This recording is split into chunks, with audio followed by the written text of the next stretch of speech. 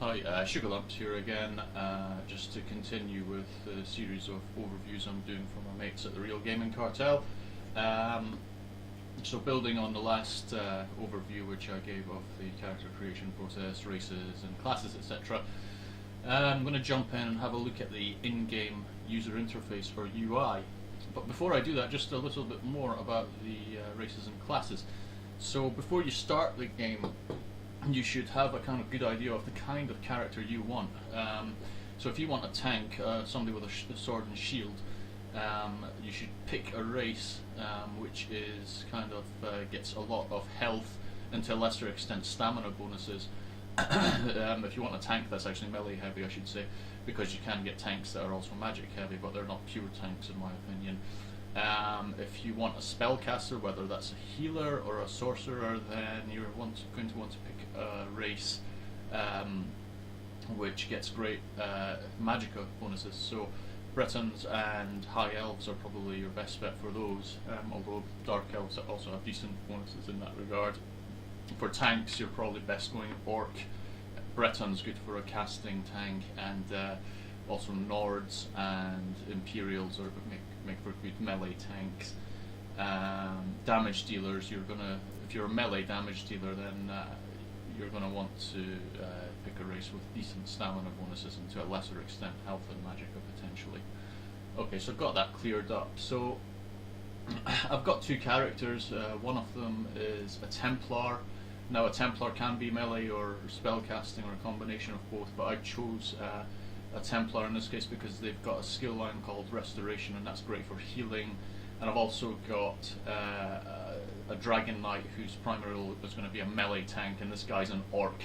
My Templar's a Breton because of the magicka bonuses, and the Orc obviously for the health and stamina type bonuses.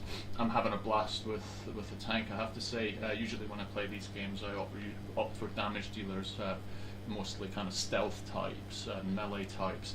But I decided with this game I wanted to create the specialists, i.e. the healer and the tank. One of the reasons is because I've never really experienced these two in a pure form in MMORPGs. Excuse me. And also because when you're doing dungeon raids, etc., you'll find that people are always either looking for a tank or a healer or both. Damage dealers are 10 a penny basically. So let's jump into the game and have a look at the UI. So let's go with Nails to Heart. I'm having an active blast with the tank, I have to say. I mean, I've used spellcasters before, but the tank is just awesome. He just goes in there and he can soak up so much damage and doesn't necessarily deal that much damage, but he can do a lot of things that other classes around his level can't, simply because he can soak up and do damage over time and things like that, which wear down your enemies. And he's got some great special abilities which allow him to take on 4 or 5 enemies at once and survive, whereas an archer or a spellcaster at this kind of level might struggle a bit. Okay, so we're in the game. I'm going to find somewhere quieter. This is a waste shrine. This is where you spawn if you die, and it's also a primary means of kind of travelling around Tamriel. So what I'm going to do is I'm going to go through each element of the Baron Dorell's the going to have this mess cleaned up in no time. You'll see. NPC talking. Right, this one's more slightly quieter. Okay, so let's get the UI up. So from left to right, you've got your inventory. This is basically where you store your stuff. This is your bag, your sack. You initially start off with 60 spaces, but you can actually buy more spaces for it. So you can, and the fee gets exponentially more. So the first 10 you buy is like 100 gold. The next 10 is 1,000 gold or 2,800, something like that. The next is like 6k. As you can see, this is how much gold I've got, and this green sum here, because I've not used this guy in PvP, I don't have anything here. That's your PvP points, which you can use to buy PvP items for in Cyrodiil. So this is the inventory. You can filter it by weapons, apparel, which is basically armor, rings, that kind of jewelry, that kind of stuff, consumables, food, potion, materials, so iron, wood, that kind of stuff, miscellaneous, just soul gems, that kind of stuff, goods, quest items which you've picked up and you need to use, and junk. Not quite sure what that's for, but junk probably. You have another thing called quick slots. This is great for potions because one of the things I'll go into later on is that the user interface isn't as robust, in my opinion, as you might get in other games like WoW, where you can use the whole array of buttons from 1 to 0 for abilities and potions and whatnot, but I'll go into that in a second. So that's the inventory.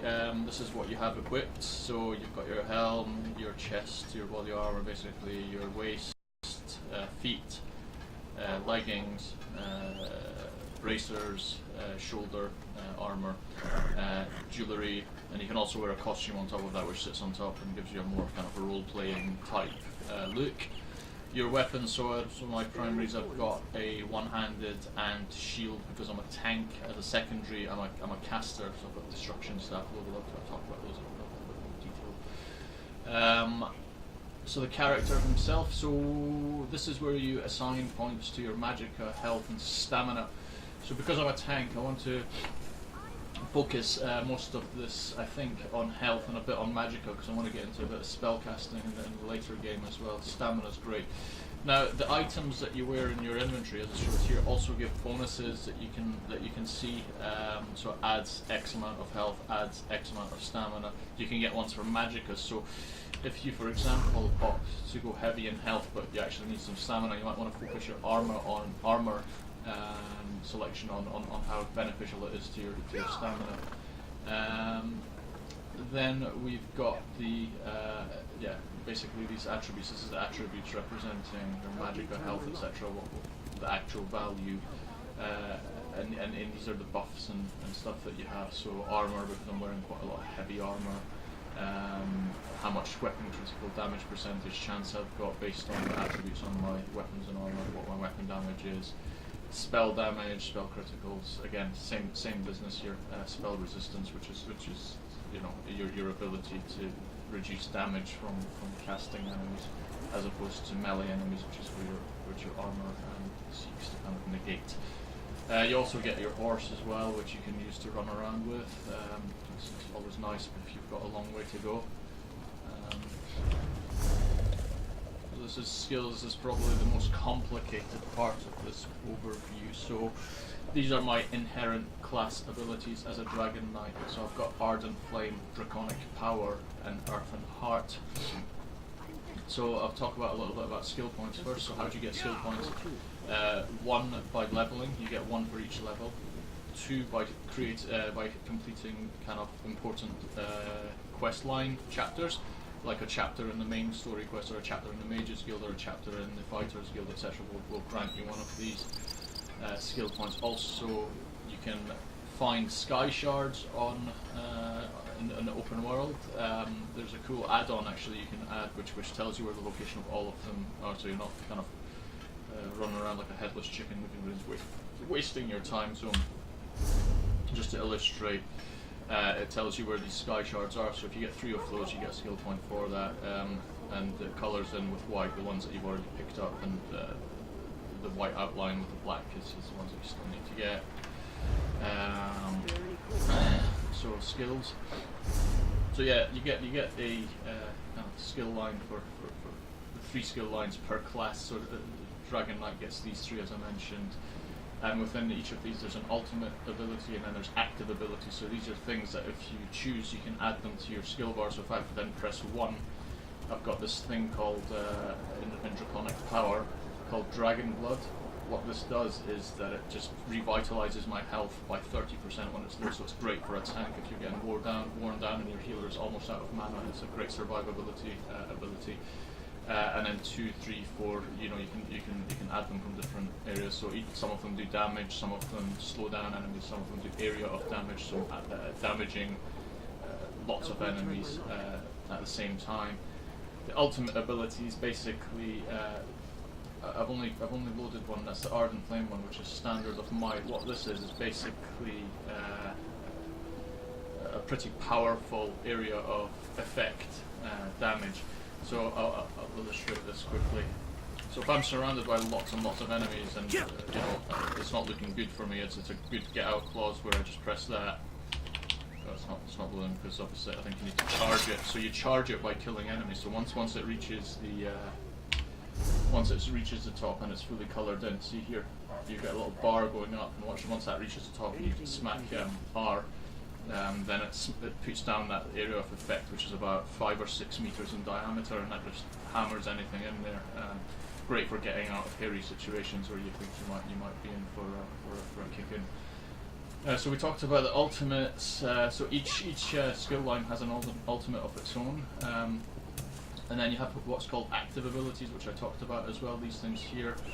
And then you have passive abilities. These things you don't have to do anything, you just invest skill points in them, and for example this one here increases the damage of the burning effect applied by fire ability. So if I use my fire ability of unstable flame on something, then having this attribute will increase that damage by 33, then 66 if I put two skill points into it, so that's quite cool. So again, these are the class things. I mean, these kind of, I don't know how to describe them, they kind of supplement the class that you want to be. So this is actually what defines what role you play, what weapon you choose to use. So you can have two. Once you reach level 15, you can have 2 stacks of weapons. So here I've got the destruction staff with specific abilities from that line there. But my main weapon is obviously the sword and board, and that's these abilities. So I've invested in one hand in shield because I'm a tank, and my aim is basically to get all of the passive abilities to give some great buffs. Then there's a destruction staff, which I'm going to be using a lot more in a later game for soloing. Basically, some bosses are quite tough to do, just melee, for example. Then armor. Again, similar concept, I think, to Skyrim, where you could pump in skill points and improve your abilities from these. So light armor primarily is best for casters because it gives lots of magicka buffs. Medium armor primarily for melee damage dealers because it gives a lot of stamina and critical hit buffs. Heavy armor is great for the tanks and people who expect to be soaking up a lot of damage because it gives them a lot of spell resistance. Armor improves the health, etc. So that's where I'm also pumping a lot of skill points into here. World, you get soul magic, so soul trap, that kind of stuff you'll be familiar with from Skyrim as well. So gives you certain abilities in that area. Not racial guilds, so fighters guild, these specific guilds give you some pretty cool abilities depending on what you want to do. For example, what I'm trying to do is I'm trying to do all of the group dungeons so I can unlock Inner Fire. What's Inner Fire? Inner Fire is a taunt ability, so what it does is if damage dealers are doing more damage to a boss than you are, then the boss is going to get aggravated by them and he's going to go after them. And if he goes after them, he can knock them down and kill them a lot faster than he could you. So if he starts going for other people, you're supposed to use this taunt so that he concentrates his effort back on you, allowing the damage dealers to remain relatively unscathed and healers, etc. So you keep the attention of the enemies on yourself by using the taunt ability, and that's what I'm working towards just now. Mages Guild, great for casters more so than melee types, but there is something which I'm thinking about getting, which is Mage Light. This puts up an orb that circles around you. It's good for PvP because in PvP when you crouch like this, then you become hidden from enemy players, so they can theoretically sneak right up on you and surprise attack you. But if you've got this, then for 12 meters around you, you're going to be able to see whoever's trying to hide and ambush you and that kind of stuff. So moving on to racial, then we've got the orc skills here. Call this a duel. Stop holding back. So the orc skills great for tanks, so that's why I've chosen an orc, because obviously you get things like increases health regeneration whilst in combat. Brawny, which overextending yourself is a poor strategy. Oh, shut up, orc. Heavy armor expertise, which increases your utility of the armor you're wearing.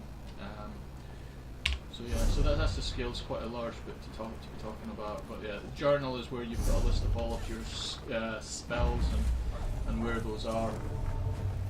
So Rivenspire, my current area, these are the skills I've got, the quests I've got outstanding. guild quests like Mage's Guild or Fighter's Guild, etc., and the main story quest, which is the one that basically about more like Val and Prophet and all of that sort of stuff. And here's a map. So you can zoom out by right-clicking. So this is the entirety of Tamriel here.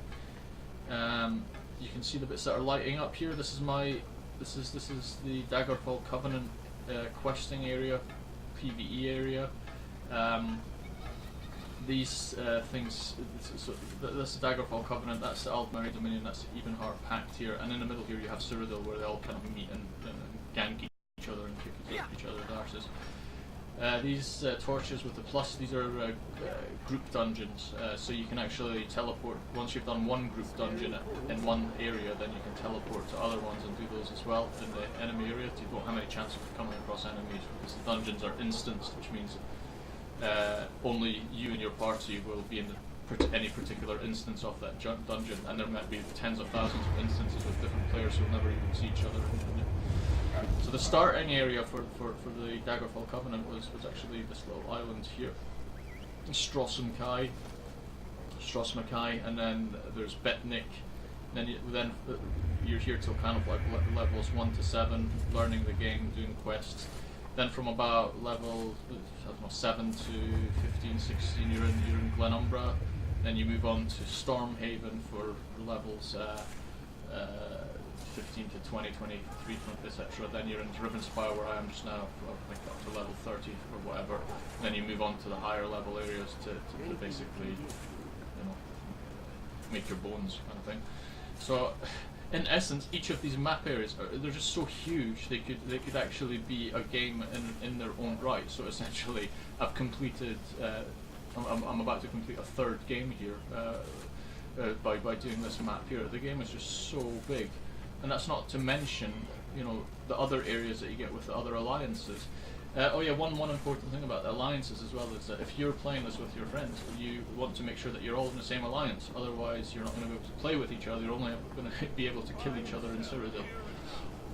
So that's the map. So let's zoom in, and it shows you all of the points of interest. So towns, way shrines, caves, dungeons, that kind of stuff. And these are solo dungeons. You complete them. Usually they've got Sky Shard in them, but. And they've got bosses, etc., that you kill for achievements and that kind of stuff. So that's that. There's a boss. This Skullen sword actually represents an open world boss that if you kill it, it fills it in with white. So I've missed one here and go and see what that is and kick its ass.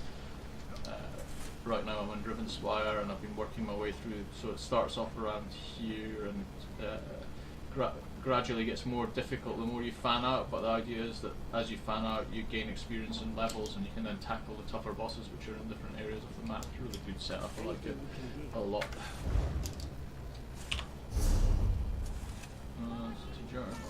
Map. Group. So this is where you actually group up with people, so I can invite mates and create a group of 4 people, and then all the way up to 50 depending on what I want to do. So for raiding and PvP, you're going to have groups as big as 50, or for 12-person dungeons. But right now, I just normally do 4-person groups for the group dungeons, which is cool. You get 2 damage dealers, a tank, and a healer, just to go and sort things out. The level I'm at just now, 28. I mean, the roles aren't really defined that much. 3 damage dealers and a healer could pretty much do the dungeons I'm doing now. No real need for tanks. The tanks only really come into their own at the higher levels where there's bigger, more dangerous bosses that they just can't handle without a tank. So contacts kind of like a in-game friends list. So yeah. And then guilds, these are what I was talking about on the forum. So right now I ditched that trading guild because I was just like spamming my chat area to no end. So Divine Order, this is the role-playing type guild that we've got here, and then there's Dark Reavers, which are more of a serious hardcore kind of MMORPG clan, and they play across different games. So the roster is a list of all the members that are playing. Ranks, this is their what you can do in the rank. I think I'm a full core member just now, full member. History, it just tells you what happened. So this is Alliance War, so this is where you can access PvP from. So campaigns, you select a home campaign, and each campaign runs for 90 days, and the idea is to capture, let's get the map up, the idea is to capture, well, I'm not going to see anything in this one. No, you're not, because I've not been there yet, but with my other character, you'd see that there's lots of fortresses and stuff here, and some of them have Elder Scrolls in them, and the idea is to take over enemy fortresses, capture Elder Scrolls, and take it back to your area. And if you win the map after 90 days, I'm not sure what happens, or something will happen, you get some sort of reward or some shit, but it's quite good fun. It takes a bit of getting used to, I think. And I think the PvP aspect of the game is something that's still being refined. It's not perfect. I mean, there's a bit of lag as well, because the EU server at the moment is housed in America. The data center's in America, but they've not moved that over yet, so sometimes you'll come across a bit of annoying lag, which hopefully will be sorted out soon. But other than that, it's been a pretty great launch for a game. You know, there's been a couple of buggy quests, but otherwise it's been great. So mail, this is where you can actually send and receive mail to other players. You can include items in this, so if I want to send something to my mate who's looking for, you know, glyphs or whatever to deconstruct, and do that. Notifications, I'm not really sure, probably in-game notifications from the server, maintenance, that kind of stuff, and then help.